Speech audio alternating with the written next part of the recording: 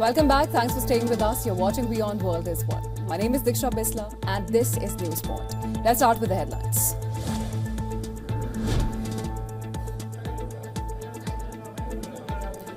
Bangladesh's interim leader, Mohammad Yunus, says that the ongoing general election marks the end of a nightmare and start of a new chapter for the country. After voting in Dhaka, says he would step down once a new government is formed.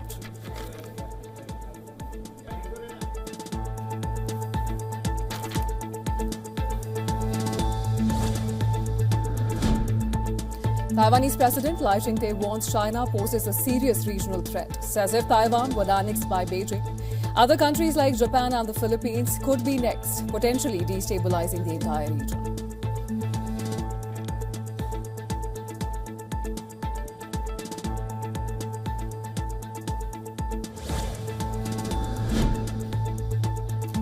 WhatsApp says Russia tried to block platform to push users towards a state-controlled rival app, potentially affecting around 100 million users. Describes the move as an effort to force people onto government surveillance service.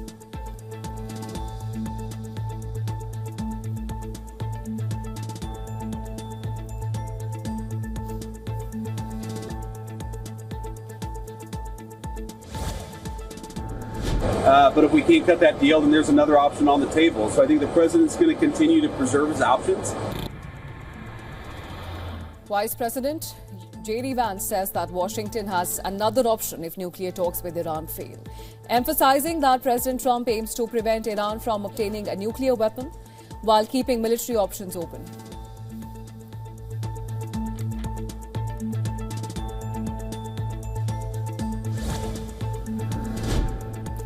Israel will join U.S. President's Board of Peace, Prime Minister Netanyahu announces after meeting Trump and Secretary of State Marco Rubio in Washington. Poland and Italy will not join amid concerns that the initiative could rival UN.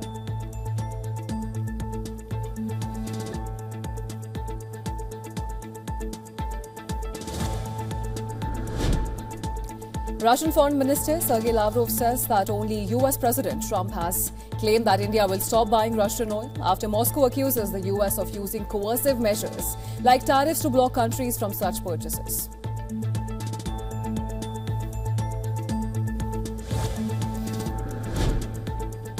Syrian military sources say U.S. forces are fully withdrawn from Syria's Al-Tanf base, relocating to Jordan, while Syrian troops move in to replace them.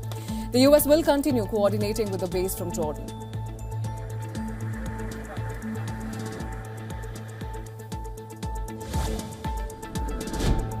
Indian shares fell Thursday, led by tech stocks down 4% as stronger U.S. jobs data cooled hopes of a near-term rate cut and AI fears hit software firms. Broader markets slipped, though foreign investment and their investor sentiment continued buying on optimism over the U.S.-India trade deal.